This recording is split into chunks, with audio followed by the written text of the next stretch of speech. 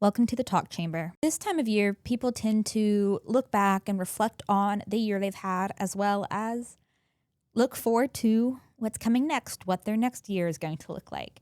And for me, that meant looking back at the podcast. We have had this podcast since March, and it has been so incredible to sit down with so many passionate people who are passionate about our business community, about Memphis, about the work that we do here at the Chamber. So I wanted to take these last few weeks of the year and look back with a mini series I'm calling The Best of the Talk Chamber. First up, we have Ayile Arnett, the CEO of Arnett Logistics. What I really loved about this conversation with Ayile is how excited she was about the work that we do here. And she is truly one of those people who dove into what the Chamber has to offer and has flourished. She has made such an impact on our Small Business Council and on our business community. So take a listen to what Ayile has to say. Reputation management. I wanted to create a reputation for my business that would far extend any service that I could provide. I'm your host, Taylor Ann Carpenter, and welcome to The Talk Chamber, a production of the Greater Memphis Chamber. The Talk Chamber is the podcast for the latest on the Chamber, economic development, and all things Memphis. Today's episode features Ayile Arnett, CEO of Arnett Logistics Group. Ayile, I'm so glad you're here to join me. Thank you. I'm so glad to be here. Thank you. So let's just start off, and you just tell us a little bit about yourself and how Arnett Logistics came to be. Sure. So Arnett Logistics is 7 years old. We are whole second graders now. We have been in business here in the Memphis area providing logistics service. We're a logistics firm. We do several services in the Memphis area. ALG, as I like to call it, has basically come into fruition from my husband's dream, as well as the continuation of a business that I had started in 2017.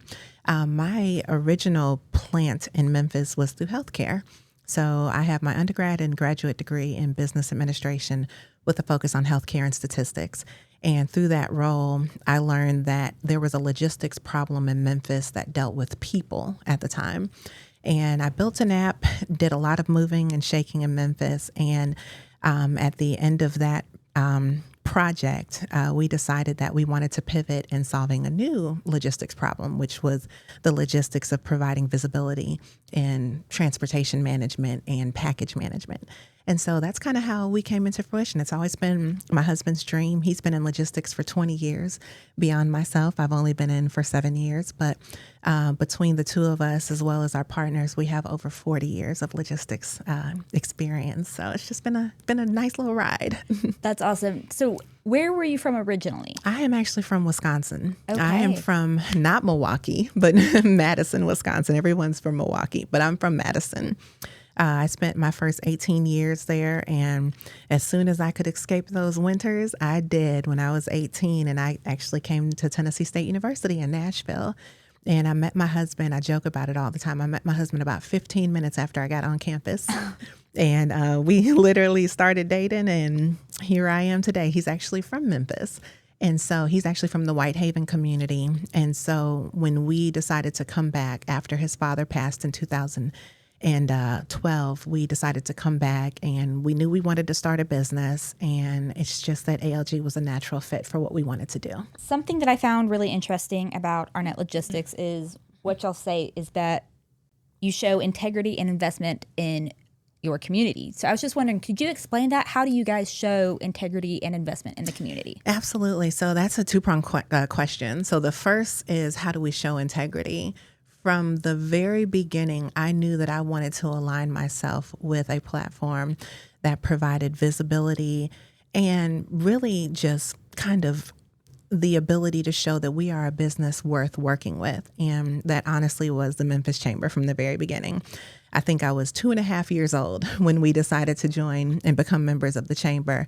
I did a lot of research, and before the research, I had seen the things that the Chamber was doing all over the place. Other organizations that I'm affiliated with And people that I'm affiliated with, every single one of them were Memphis Chamber members. And I was like, yeah, if I'm going to grow this business and, be able to stand on 2 feet in this town, I need to be affiliated with somebody that will give me that reputation management. And so that's how I built integrity from day one.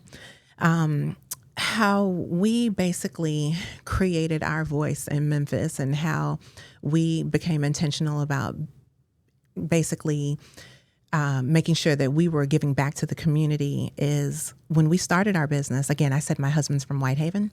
When we started our business, we were very intentional about hiring people from the Whitehaven community. So if your zip code is 38116, you already have a leg up in the application process. And we're gonna consider your application because we wanted to impact economically, physically, emotionally, everything. We wanted to impact the Whitehaven community. And so when we decided to start our business, a lot of the roles go to people who come from that community so that we can directly give back to where my husband literally grew up. That's awesome. And I love that connection, and just I'm glad that you guys think it is so important to give back to that community directly. Mm-hmm. I mean, it's one thing to give back to the greater Memphis, which I know you guys do, but it's special to give back to a community that you have that personal connection, a little subset of a community. Absolutely. I think looking at Memphis as a whole, I want to say last numbers that I saw was 4.4% unemployment. But in in Whitehaven, that number is about 18%. Oh, wow. Yeah. And so when you think about how you can economically stimulate a community, that's how you do it. You bring jobs that actually pay well. You bring jobs that actually force people to get out of their comfort zone and think bigger for their life. And so that's just what we're trying to do, in addition to growing the business and, of course, creating, a legacy for my own family. My hope is to continue to have folks from that area, participate in that growth and come up with us. So just real exciting. That is.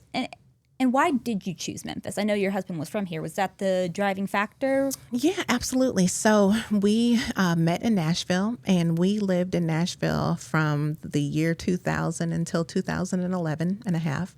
And we actually had 2 children in Nashville. And when my husband's father passed, we knew that we wanted to come back and be with his mom and his sister at the time, who was still was she still in high school? I can't even remember. But we knew that we wanted to come back and be here with her. Our intentions at the time weren't to become business owners. It was just really to come back and be of service to his mom and see what we can do. But, just Memphis being Memphis, it pushed us to be greater. It pushed us to, see what was available and to see how we could impact the community. And the natural fit, again, was just to kind of grow this business and see what we could do. So what specifically attracts you as an individual to Memphis or makes you like being in Memphis? The community, hands down. No matter what neighborhood you go to, no matter what event that you're at, you are always going to be 6 steps away from somebody that is amazing in Memphis. The Chamber, period, is how I stay connected to people that are change makers. I cannot tell you an event that I've ever been at where the Chamber has put it on where I have not had a chance to shake hands directly with people who are making immeasurable steps in Memphis. It's just amazing. I'm just floored by the people that the Chamber attracts to different, meetings and who they attract to be speakers. It's just amazing. So that's what continues to just attract me to Memphis, is just the community. So I want to switch gears a little bit and talk about your involvement with the Chamber. Mm-hmm. So you first got involved probably 5 years ago. Is that what you... just about. Mm-hmm. What you said? Okay. And how did you get involved, and what was kind of your first introduction to the Chamber? Sure. So I made the choice to become a member, and shortly thereafter, I don't remember how I met Miss Patricia. And Miss Patricia, I don't even have to say her last name. Everybody knows who she is. Everybody knows Patricia. Everybody knows who she is. So I can't remember if she reached out to me or if I reached out to her, but I got involved with the Small Business Council very, very early on. One of the first roles that I am so proud of having is a mentorship program. They were partnering with a local organization, that helps small businesses grow through like a mentorship partnership model. They partnered early business developers with people who were seasoned in business. And basically, I just met with a couple of young ladies on a weekly basis for a couple of weeks, well, actually, a couple of months, and just gave them the tools that they needed to look at their business model a little bit differently, consider different avenues, think about how they're paying their people, so on and so forth. And some of those relationships I still have today. Like one of the young ladies, she actually reached out to me through email last week. So it's that has been that was I guess the very first thing that I did with the chamber, and then I just continued to stay involved with the Small Business Council, which has been amazing. The Small Business Council, shouts out to Larry Robinson and Meredith Hennessy, and now Ms. Gwendolyn, who's stepping into that role.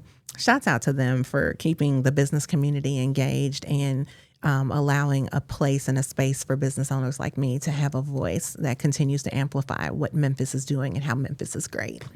Yes, and am I correct that you are part of the think tank? Yes, ma'am. Okay, so tell us about that. What is that? What do you do? Yeah, so the think tank is a group of small business owners that are that basically meet on a monthly basis to discuss different objectives. We discuss different things that are happening in the community. We get a chance to talk about what we're doing in our own business. We also get to share in some of the in some of the directions that Memphis is going. We get to provide, our insight as small business owners on, just several different topics. It's a great place just to hear what's going on and to be a part of the conversation. Yeah. And how did you first, how did you get introduced to the think tank? Was that Patricia again? Absolutely. Yep. She knows all the places to put you. And she tells me where to go. And I say, when do I need to be there? I know I've shouted her out on this podcast before, but another huge shout out to Patricia McKinney. She is an advocate for our small businesses and always excellent at getting them involved and helping them find their way to the chamber, which absolutely, I guess brings me to my next question. Why did you join in the first place? What even was the thought there? Reputation management. I wanted to create a reputation for my business that would far extend any service that I could provide. Before you even look my company up, when you Google me, I want the chamber to be the first thing that you see and to show prospective clients that this company has taken the time to invest in their brand reputation. This company has taken the time to invest in figuring out how to keep Memphis on everyone's mind in the brightest spot possible. Why is that important to your business? I think when you're a small business like mine in the space that I'm in, so I always joke about this, there are 7,000 transportation and logistics firms per square inch in Memphis. And it makes sense because FedEx is here. There's a huge UPS presence. There's a huge DHL presence.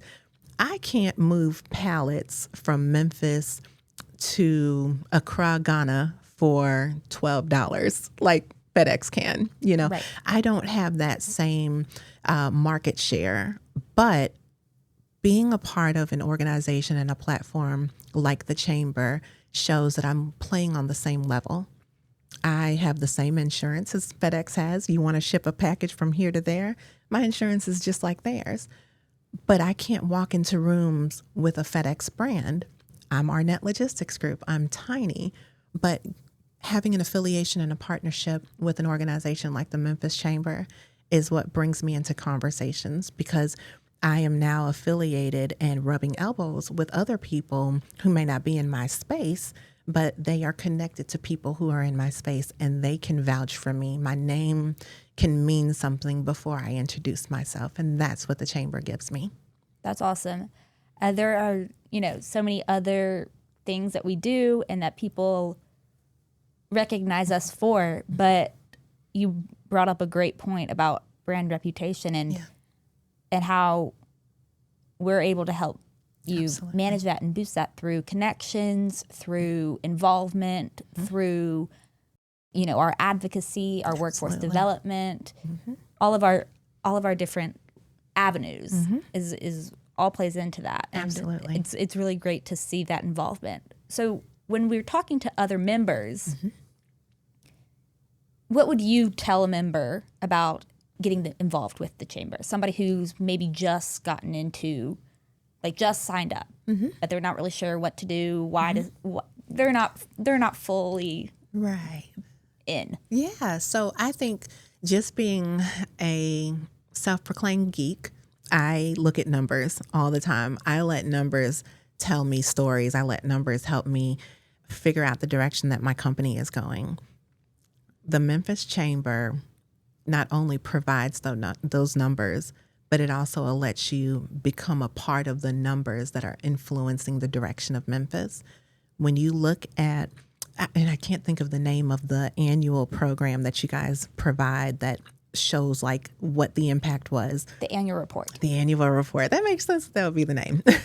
But the annual report, if anyone is considering becoming a member or they're just becoming a member, look at the annual report and see what impact the Memphis Chamber has had and figure out how to plug yourself in those numbers. And even if it's not your space, I'm in logistics. There's a huge article in their section about hospitality. I draw inspiration from that. I'm like, oh my gosh, I didn't know this many, companies were involved in trying to move Memphis forward, and look at all the things that they're doing in hospitality. Look at that report and figure out how to become part of those numbers, but also figure out where your space is in networking.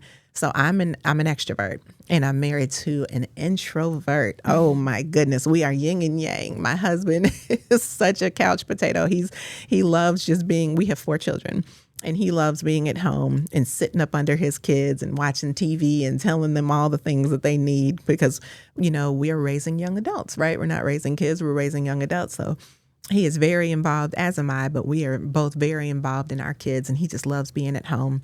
And what we have works really well because I love getting out there and participating in things. I'm the first one to say, sign me up for X, Y, and Z because I love drawing energy. This is giving me so much energy. I'm not going to need coffee at all for the rest of the day, even though I've been up for coming up on 17 hours, but I'm not going to need a drop later because I draw energy from being around people. And the Memphis Chamber puts on so many events and gives you so many opportunities to become involved with the things that are happening. Oh my goodness. It's just get yourself in networking spaces. Even if you're an introvert like my husband, he's a recovering introvert because I'm changing him daily. Get yourself involved. You never know who you're going to meet and who you're going to be able to celebrate as a friend, as a colleague later down the line. Thank you. That's a wonderful answer. Before we move on, you said something that made me think of something, and I want to mention that. Yeah. So you were talking about numbers. And something that I really appreciate is numbers as well. I think they really help, make a case for whatever it is you're talking about or help, inform your decisions. We have the Greater Memphis Economic Research Group, GMERGE, Yes. who helps put out all of our reports, and they do industry reports. Yes. So we've got the logistics report. We've got a music report. We've got finance and HR. So we have all those reports online for our members and for really anybody to take a look at and discover more. And so that was just something I wanted to bring up because you mentioned how important numbers are. Absolutely. Absolutely. And just fun fact, I have used GMERGE. Yes. So Tell us about that. So we recently started doing business internationally because of the Memphis Chamber, because of the connections and the people that I have met over the years. We determined that going international was the next best step for our business.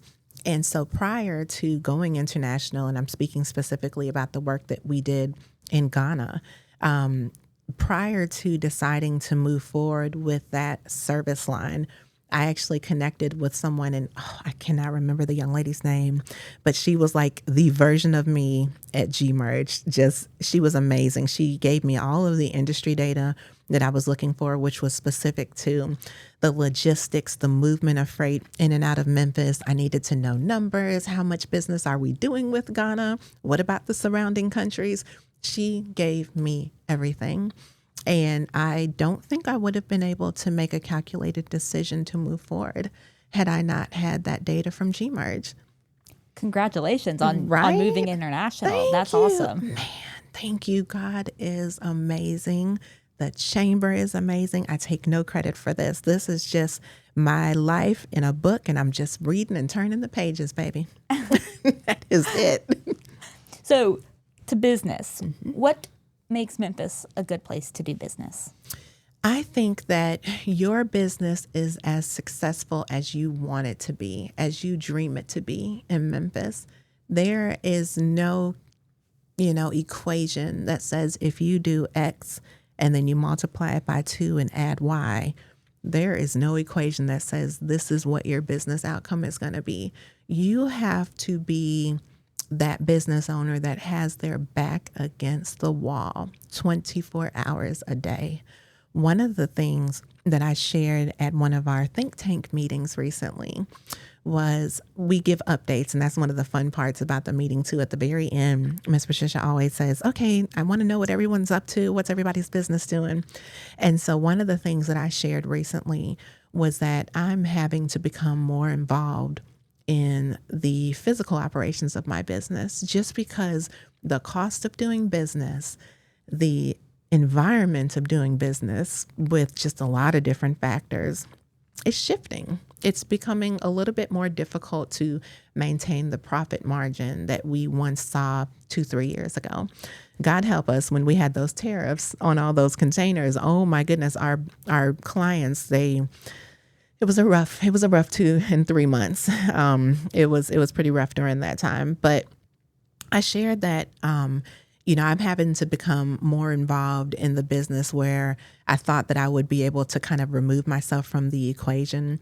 And I think that understanding that you always have to be in grind mode. I think the Memphis Grizzlies, and I'm not a basketball person, so forgive me, Grizzlies fans, but I think it's like grit, grind. Grit and grind. Grit and grind. Grit and Yeah. grind. So I'm not in sports, but I'm taking that, and putting it and applying it into logistics and saying, I need to grit and grind. I need to hustle. I need to make sure that I'm doing everything needed to continue to move my business forward. And I'm so encouraged by other business owners that are also, deciding to continue and grow in Memphis. And I'm just drawing that encouragement and moving forward. And I think Memphis is the best place because the business community is so naturally intertwined with the personal and just regular community. You can't have a business in Memphis and not know people on a personal level. It's impossible. You can't be a part of the think tank and not know what's going on in their personal lives. I mean, it's such a wonderful kind of balance. And so that's what I continue to draw, encouragement from and just continue to choose Memphis as a business. I think that's one of the things that makes Memphis special. Yeah. The grit and grind. The people in this city work hard at what they do because they want to see something accomplished. Not just because. It's because they have a goal and they want to get it done. Absolutely. But have then to also, get it done. Yes. Have to. Yes. But then, secondly, you can't do. It's harder to separate the business and the personal. But it's a beautiful, unique, special thing because, it allows us to be that tight-knit community. It allows us to have connections beyond our industries, beyond our smaller circles because we're all somehow connected. Absolutely. And I just to bring Miss Patricia back into the conversation, I look at her as a sister too, because she and I are going through similar things with our parents. My dad, it's not funny, but when her father's in the hospital, mine's not. But when my father's in the hospital, hers isn't. Oh, no. It's just like every time I happen to call her and I happen to be with my father, she's like, oh yeah, my father's just not getting out of the hospital. And so I'm like, yeah, mine's just going back in. So it's like, you get to share and connect with people on a personal, deeper level. And I appreciate that. I thank God for giving me the opportunity to continue to connect with people that I might not have ever known had I not decided to start my business in Memphis.